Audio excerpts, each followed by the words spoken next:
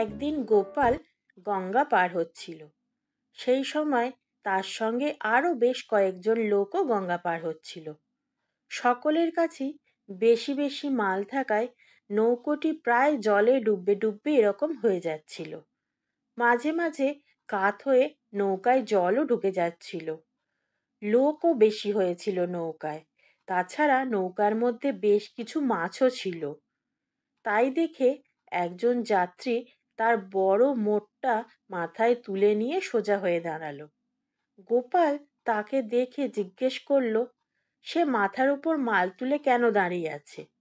তখন সেই লোকটি বলল, তাহলে নৌকাটি ডুবে যাবে না।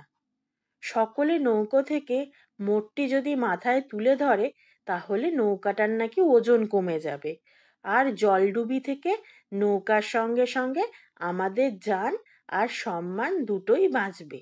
তখন লোকটি বলল, আপনি কি ভাবছেন আমার মাথায় কম বুদ্ধি রয়েছে? গোপাল তখন লোকটির বুদ্ধির বহর দেখে মনে মনে না হেসে আর থাকতে পারল না।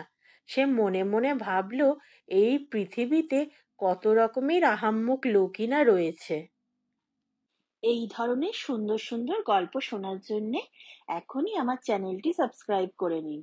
আর গল্পটি কেমন লাগলো তা অবশ্যই কমেন্ট করে জানাবেন।